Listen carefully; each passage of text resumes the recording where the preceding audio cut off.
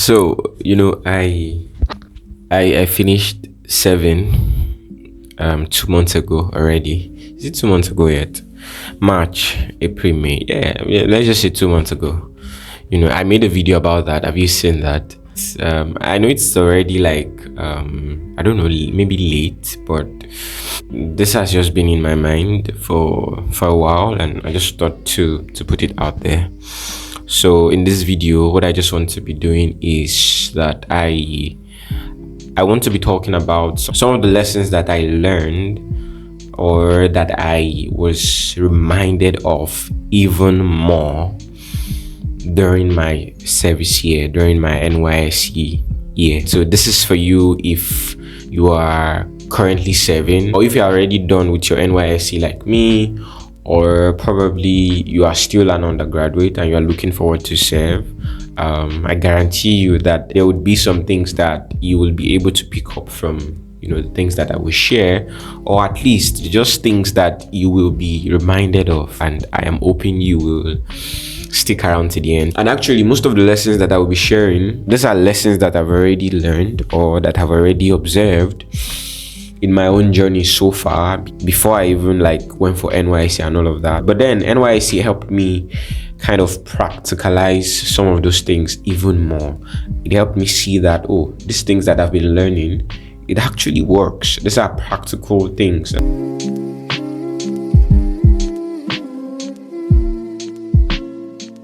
So without further ado, the first thing that I was reminded of is that focusing on what we cannot control is a total unfair use of our time and energy, right? The way forward is always to focus on what you know you can control and just let go of the things that you cannot control. Because I've had conversations with people who, they already know that they are going to serve, right? Or they're already in camp.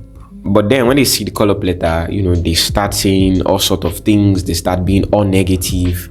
They start just saying all kind of things that they really don't need to say. They start putting themselves in this negative headspace. Like when I was in camp, for example, I saw people that were not able to fully experience what camp has to offer. Like, all they were just thinking about is, how will I get out of here in the next 3 weeks? I just want to be out of here. And I understand that, right? But for me, I already made up my mind. I already knew that I will serve.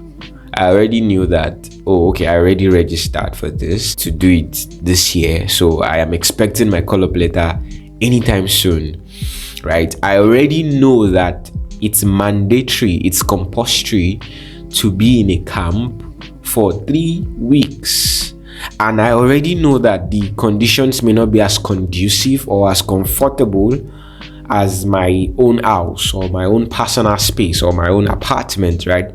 I already know all these things. I already know that I will meet people that I didn't know before, people that didn't know about me before. So I already knew that these people will have different mindsets, different background, different outlook about life and all of that. So when I saw my call-up letter, when I got to camp and all of that, I kind of accepted it with as much enthusiasm as much as I can. Right? So when I saw my call-up letter, I was just like, oh wow, that's come out. I'm going to Plateau State. Awesome. Let's see how it goes, right? When I go to camp, sometimes I will look at the gate and I will see that the security guards are always there. They are not going anywhere. So there's no way I can't run away. Right? I have to be there. I will be there for 3 weeks, right? So I had to choose, okay, do I want to be here for 3 weeks and spend the whole of the 3 weeks in frustration and anger and just bitterness and resentment and all of that? Or I just want to be here for the next 3 weeks and just make the best out of this experience. And I chose the latter, right? I decided to make the best out of the experience. As much as I can, I try to learn about how other people think from different parts of the world. I, try to join the media team. I sang, for my platoon. We came second. I wrote 2 two kind of like article to read out during, what do we call it now? I think morning meditation. That thing I used to read that used to sound like motivation like this. I wrote that and I presented it on behalf of my platoon, right? I didn't really like participate in parade though, because I feel like parade is just like, it's just stressful, at least to me. But at least I did the things that I know I find interesting, right? When I got to Said class, that everybody used to shout, oh, Said, it's too boring.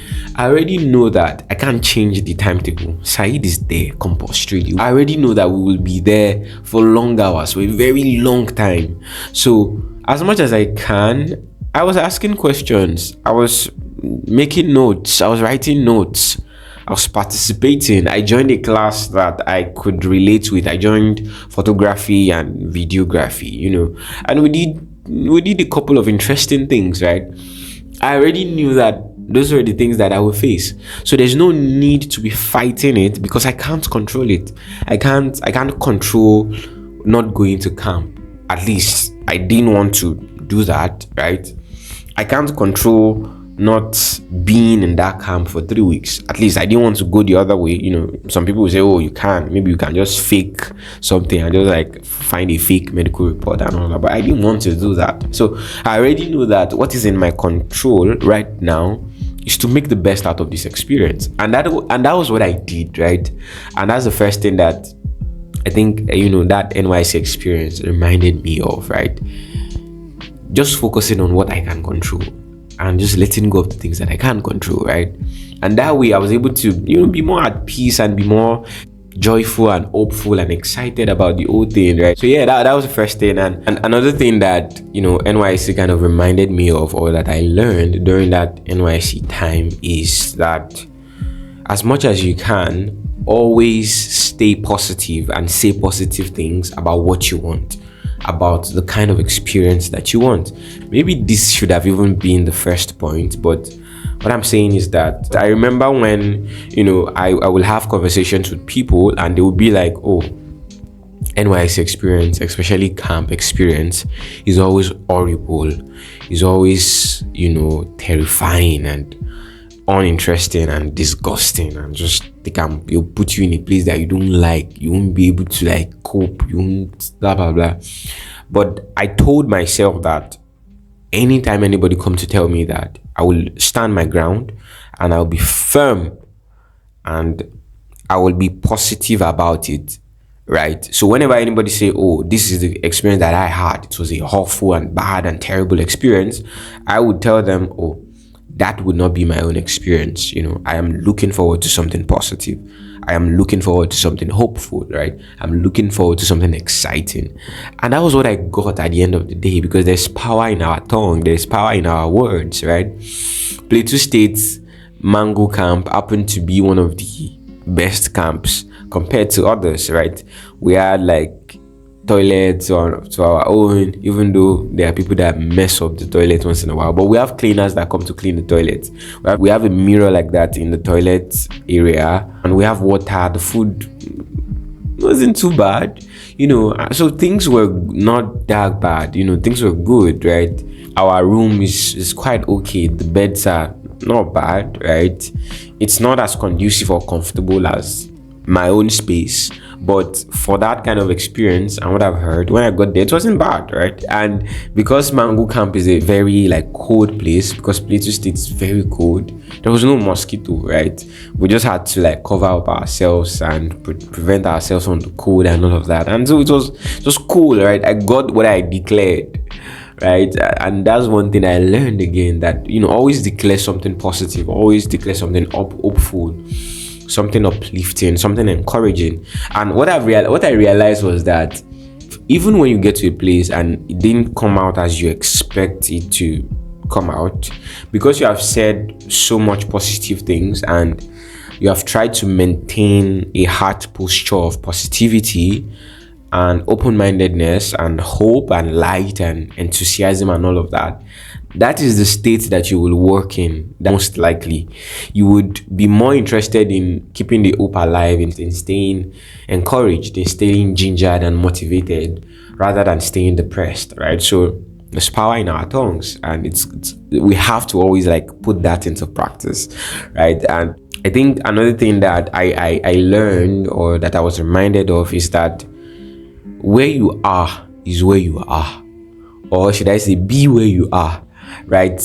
What I mean is that try to be present. I learned to be more present in where I am, so that I can experience all that I need to experience at that time as much as I can, as fully and wholly and beautifully as I can. I first thought my redeployment would not work out, and I was already like settling down my mind to, I think they took me to Kanshin Town or something in Plateau State, and I was already kind of like settling my mind down, and I was kind of like already trying to make friends and trying to get used to the food that they have around.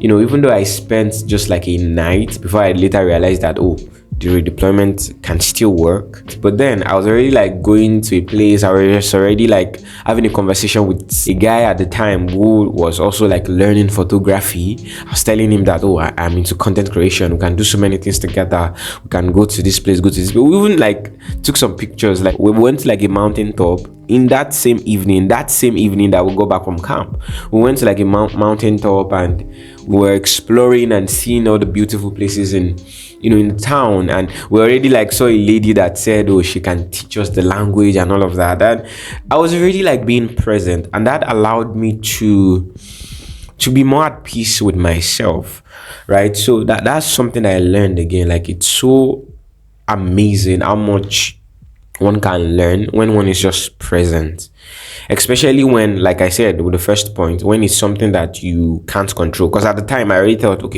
this is already falling into a category of that which I cannot control. So let me just push it through. Let me just be present, right? So yeah, where you are is where you are. Just be there. And that kind of just connects with what I was saying with the first point. Like, just be there. I already knew that I would be in camp, so like I was there, right?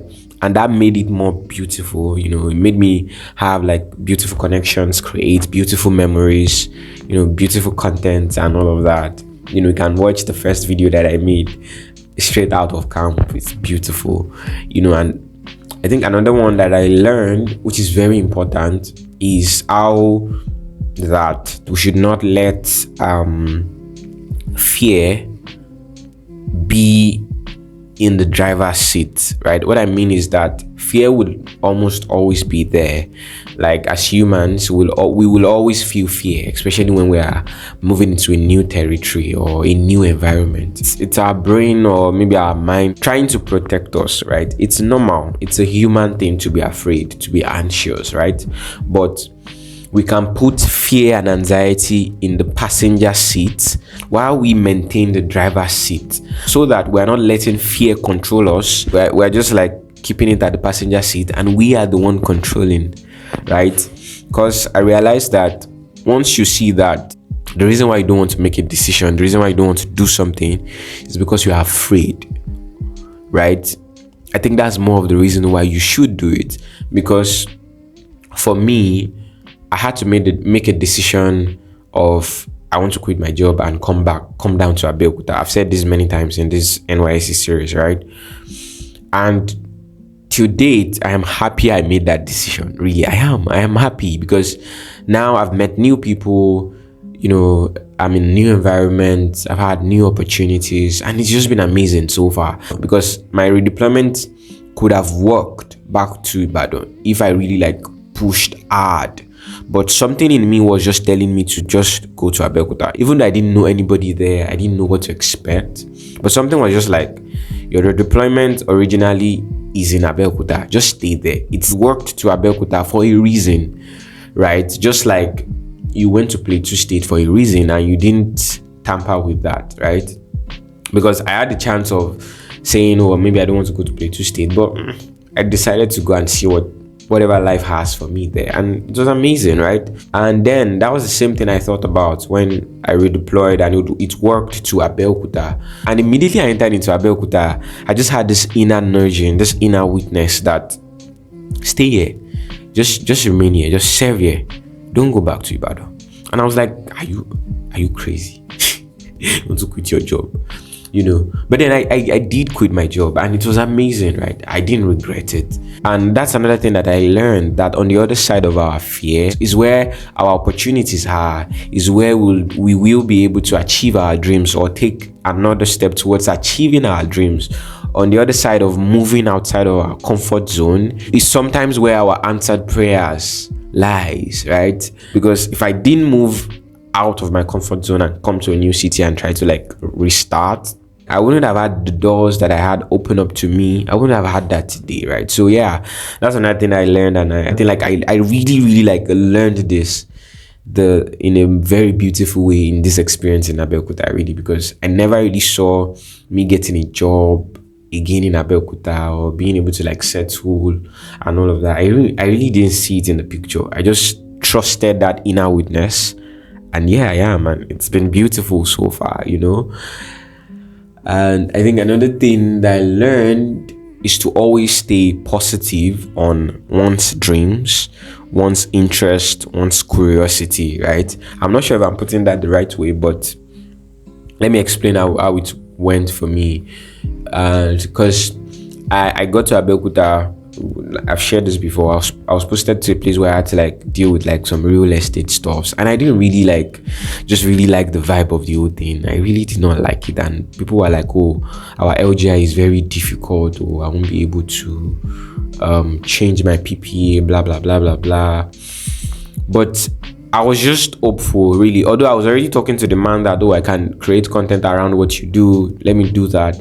And actually, I was already on the verge of doing that. If I had stayed in that first PPA, I would have been the one creating their content by now, because they were already planning to get an iPhone, a laptop, and all the things that I would need, a ring light, a tripod, and all the things that I would basically need to just help them create content. And that's another lesson by the side, kind of, will I say, resilience, just speaking up, right? Because I spoke and I told the man that, even though I studied architecture, I didn't really like it. But I can do this for you. So that's another thing, to be confident in one's abilities and what you can do and what you can't do, right? But that's just by the way. But what I'm saying is that I kept an open mind, and I was like, I'm not really feeling the vibe of this place. I just look forward to God just showing up for me. And interestingly, I attended an event, and I think that's another thing, in being open-minded. Thank God I attended the event, because what if I did not? Because when I attended the event, I saw somebody that already knew about my work from Instagram, recommended me for a job. I passed the interview. I told them that I'm in a place before, and we just kind of worked out how I was able to transfer to that other place so that I can be serving there and at the same time working as a staff, as a content creator in that new organization, right? And it was amazing. Even though, yes, I had to reach out to some people for help, actually, because I was not able to do it by just walking up to the LGS office. I had to reach out to people to help and all of that. But I did that because that's where I want to be. And I sent a request for a letter of rejection in that former PPA. And actually, what people have said about the man was that he would never give me a letter of rejection, or he can even go and report me to the LGI. But I was just open-minded and hopeful about it again, right? And I sent a request for a letter of rejection, and they sent the letter of rejection to me.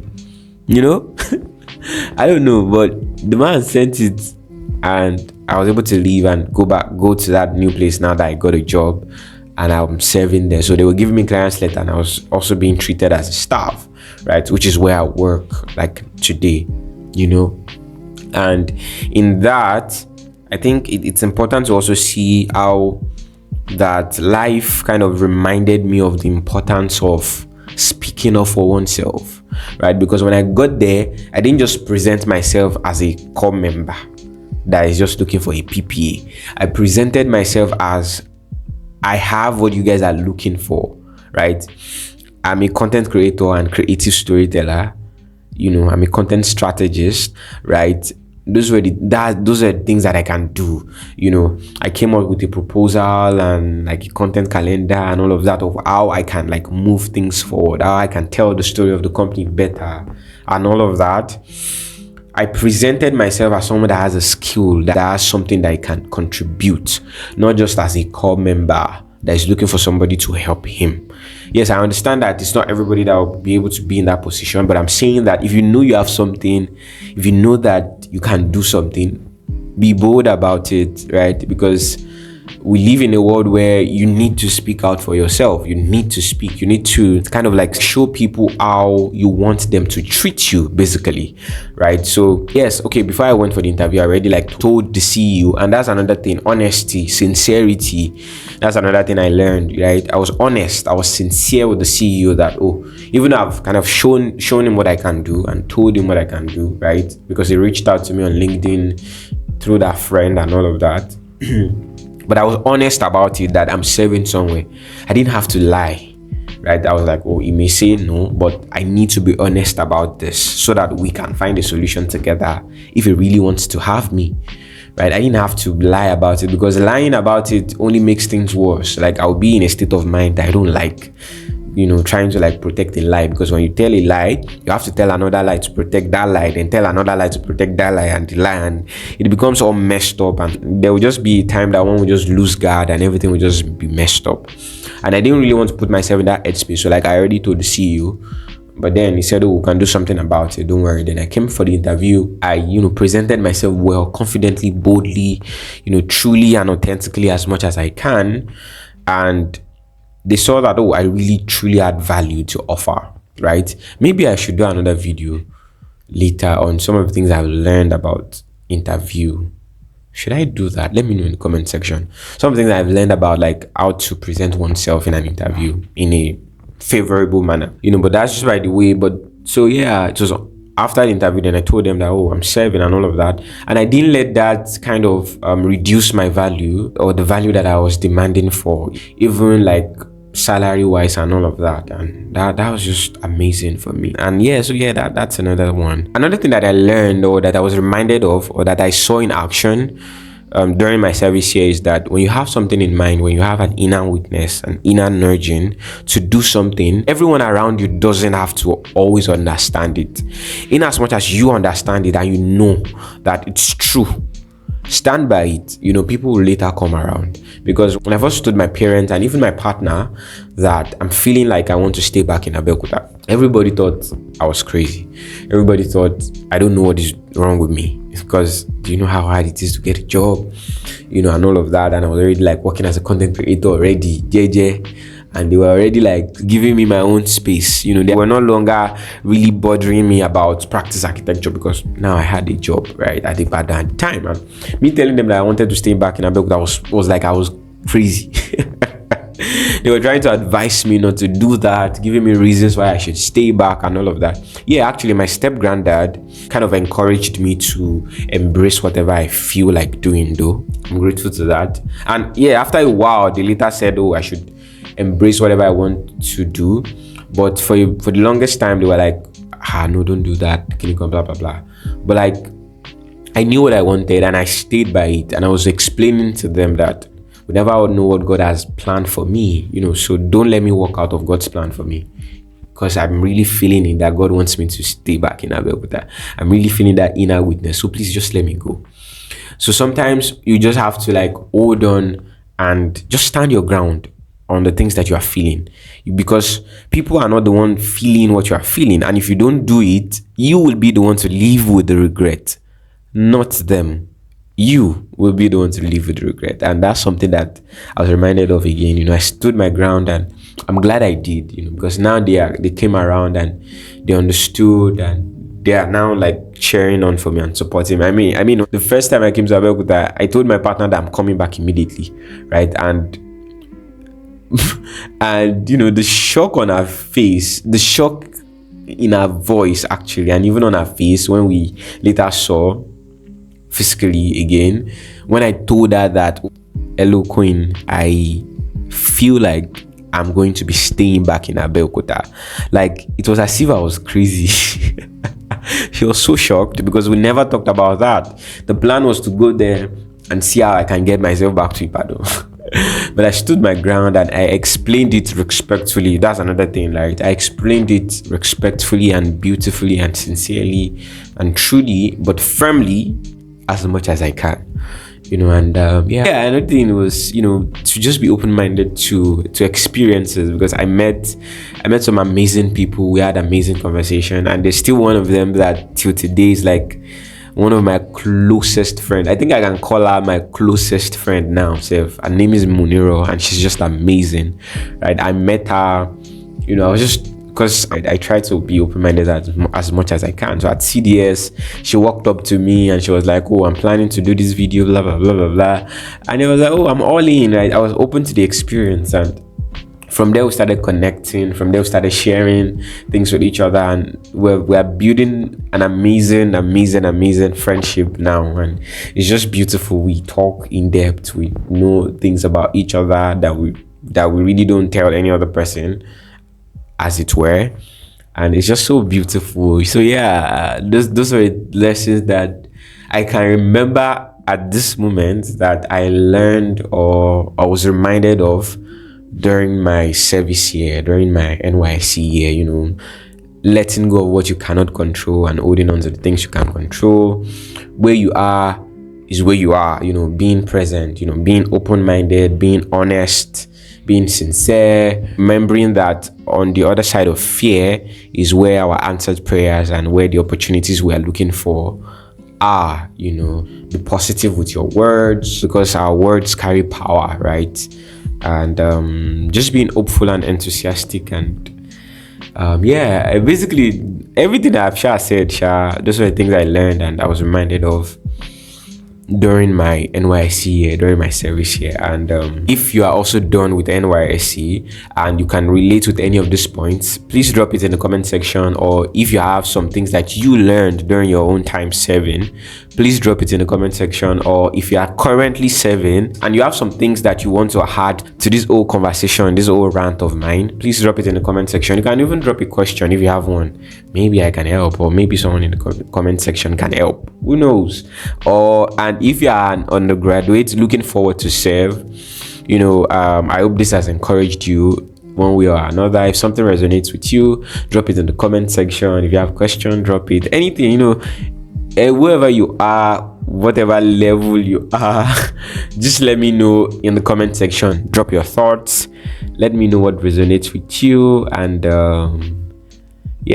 till next time, don't forget that it's possible to always stay peaceful and sane, even in this comparison-driven and anxiety-filled world. We just have to choose. And I hope you will be able to choose by, kind of remembering some of the points or the lessons that I've shared in this video. And till next time, stay peaceful. Under the sun or in the rain, with dedication and selfless love, Nigeria's house, Nigeria, we serve. Nigeria's house, Nigeria, we serve. I hope I got the lyrics right. Kopawi, out. I think this would be like my last video in this NYSC series. I don't think I have any other thing to say about NYSC, at least for now. Unless in the comment section, And don't forget to check out all the other videos in the NYSC series. You can check playlist. And also, I wrote a book where I talked about how you can move from a place of doubt to inner peace and clarity. So if you're a creator or somebody who's just trying to achieve a dream, right, and you feel like you have some doubts and all of that, the link is in the description to read more about what the book is all about and to purchase it. You can check it in the description. And under the Nigeria's eyes, Nigeria, we save. See you in the next one.